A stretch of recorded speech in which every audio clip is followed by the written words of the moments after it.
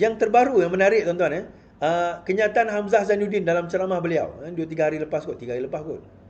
Tapi saya lupa ulas. Dia kata rakyat telah terseksa, dia kata. Baik, saya baca. Hamzah ulas pelbagai gelaran Anwar dari Madanon ke Kunyit. Pelbagai gelaran diberikan kepada Perdana Menteri melambangkan keseksaan rakyat, kata Ketua Pembangkang. Baik, saya ambil yang ni dulu.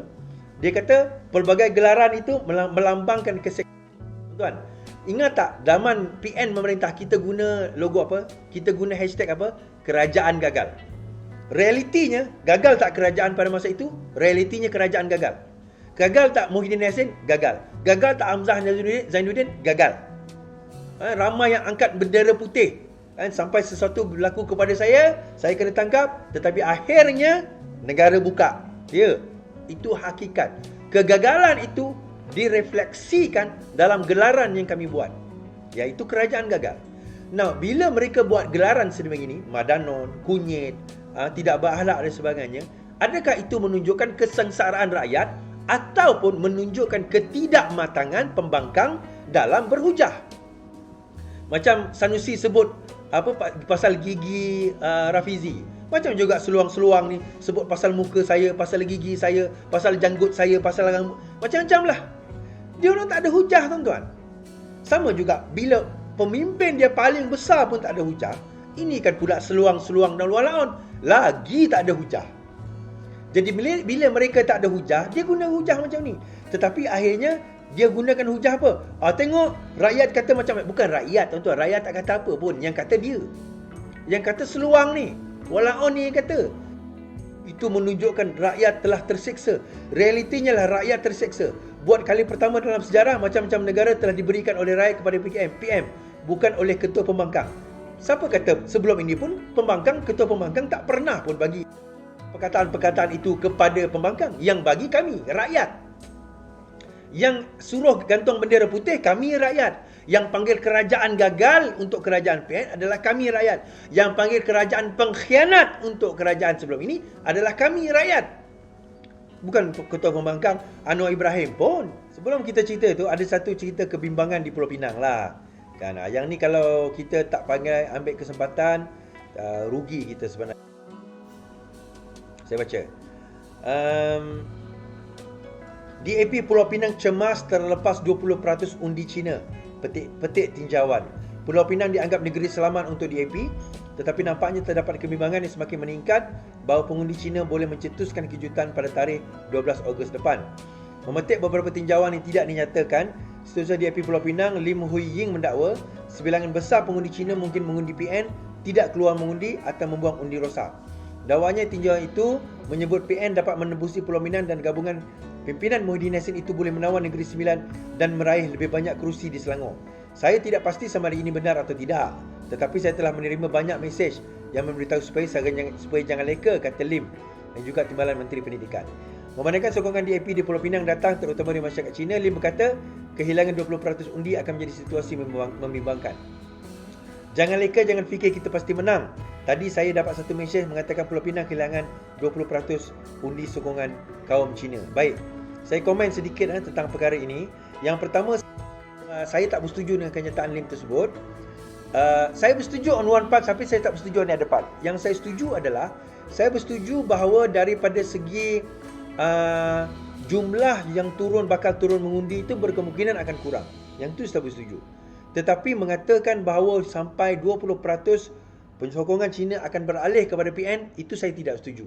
Now, kenapa? Kita akan bawa dekat penghujung nanti bahawa dia bukan masalah penyokong Cina ni nak beralih daripada DAP. Persoalan dia nak beralih kepada siapa? Itu persoalan utama dia. Kalau dia tak mengundi DAP, dia nak mengundi siapa? Ada orang kata dia undi Perikatan Nasional lah, Siapa Perikatan Nasional? Gerakan. Nah, isu dengan gerakan ini dia banyak. Dan yang paling utama, gerakan dilihat sebagai parti yang berada di bawah telunjuk PAS.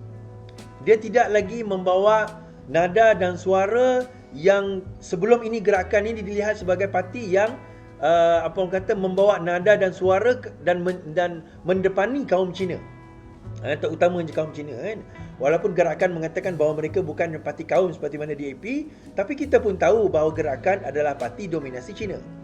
Namun begitu, ramai, majoriti penyokong-penyokong sebelum ini yang menyokong gerakan melihat kalaupun mereka tidak mengundi DAP, mereka merasakan mereka tidak boleh mengundi gerakan.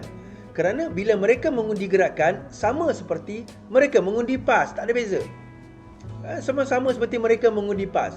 Nah, apa masalahnya undi PAS is? Banyak masalah. Orang Cina sendiri tahu, orang bukan Melayu sendiri tahu bagaimana ekstremisme yang dibawa, ekstremisme, bukan agama pun, ekstremisme, sifat politik ekstrim yang dibawa oleh PAS itu sendiri mengganggu gugat, mengacau dan bakal mengancam apa orang kata kehidupan orang bukan Melayu sebenarnya. Ini ada orang nak buat laporan polis kepada saya.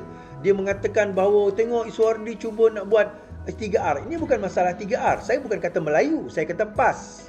Dia beza. Saya kata PAS yang akan buat demikian. Melayu tak buat demikian. Orang Melayu yang betul dan orang Islam yang betul, dia tidak akan membawa sikap ekstremisme di dalam berpolitik, di dalam agama, di dalam budaya, di dalam bangsa. Dia tak akan membawa sikap ekstremisme. Masalahnya, pemikiran begini, doktrin sebegini adalah doktrin yang dibawa oleh parti PAS. Dan kritikan ini adalah kritikan kepada parti, bukan kritikan kepada bangsa. Orang Melayu, orang Islam yang sebenar, yang sejati, tidak akan membawa satu pegangan, satu budaya, satu pemikiran yang ekstrim sebegini. Majoriti rakyat kita yang Melayu, yang Islam, sebenarnya dia tidak ada masalah dengan bangsa lain pun. Yang ada masalah dengan bangsa lain sebenarnya adalah daripada parti PAS. Dia bukan ada masalah sebab dia benci bangsa itu, tetapi dia menggunakan bangsa, menunggang agama demi apa tuan-tuan? Meraih undi orang Melayu, supaya orang Melayu berasa takut undi dia. Ini sebenarnya. So mereka tak nak terima kenyataan ini. Dia kata tak ada kami tak buat kenyataan demikian. Simple tuan-tuan. Siapa yang menggunakan hujah kafir harbi? Siapa yang menggunakan hujah kafir harbi tuan-tuan?